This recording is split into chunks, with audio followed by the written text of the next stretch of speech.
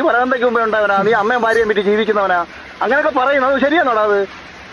എടാ നീ ഭാര്യ അമ്മയെ വിറ്റ് ജീവിക്കുന്നവരെന്ന് നാട്ടുകാർ പറയും, പക്ഷെ ഞാനങ്ങനെ പറയത്തില്ല. എനിക്ക് തന്നെ പറ്റി നല്ല അഭിപ്രായമാണ്. നീ എന്താ പറയല്ലേ? മോനെ ഈ തന്തക്ക് വിളി പറയാൻ മാത്രമല്ല കേൾക്കാനും വേണം കുറച്ച് ഗട്ട്സ് ഒക്കെ. ആ ഗട്ട്സ് ഉള്ള ഒരു വ്യക്തിയാണത്. അവസാനം പിടിവിട്ട് പോയിന്ന് മാത്രമേ എന്റെ തന്തക്ക് ഇങ്ങനെ വിളിക്കാൻ പറ്റൂ. ഞാൻ തന്നെ ഉണ്ടല്ലോ ഈ ഒരു വീഡിയോ എടുക്കുമ്പോൾ തന്നെ മ്യൂട്ട് ചെയ്ത് പകുതി ആ ഒരു വീഡിയോ തന്നെ ഞാൻ കളഞ്ഞ തന്തക്ക് വിളി തുടങ്ങിയപ്പോൾ തന്നെ. കാരണം തന്തക്ക് വിളി കേൾക്കണമെന്നുണ്ടെങ്കിൽ കുറച്ച് ഗട്ട്സ് ഒക്കെ വേണം. നമ്മളെ പോലെ സോഷ്യൽ മീഡിയയിൽ ഇച്ചിരി ഗട്ട്സ് ഒക്കെ വേണമെന്ന് വിശ്വസിക്കുന്ന ഒരു വ്യക്തിയാണ് ഞാൻ. അല്ല ഞാൻ പറഞ്ഞു കാര്യമായിട്ട് പറഞ്ഞു. വേറെ ഒരു കാര്യമുണ്ട്, ഒരു കാര്യമില്ല. വല്ലയിടത്തും കിടന്ന പുള്ളിനെ കുറിച്ച് ചൊറിഞ്ഞു. പുള്ളി വിചാരിച്ചാണ് ഈ സോഷ്യൽ മീഡിയയിലെ സമൂഹത്തിൽ അത്യാവശ്യം പുള്ളിക്ക് നിലയും വിലയും എന്നൊക്കെ പറയണമെങ്കിൽ പറയാം മകിൽമാരായിരുന്നു എന്നുള്ള വ്യക്തിക്ക് പുള്ളി ഇങ്ങനെ ഓപ്പൺ ആയിട്ട് വന്ന് റെക്കോർഡ് ചെയ്ത് തന്തക്ക് വിളിക്കൂലെന്നും അല്ലെങ്കിൽ അതൊരു ഇന്റർവ്യൂ വഴിയും ഇതുപോലെ തന്നെ കളയുമെന്നൊക്കെ വിചാരിച്ചായിരിക്കും ഈ പറഞ്ഞ ആൽബിൻ ചേട്ടൻ തുടങ്ങിയത്.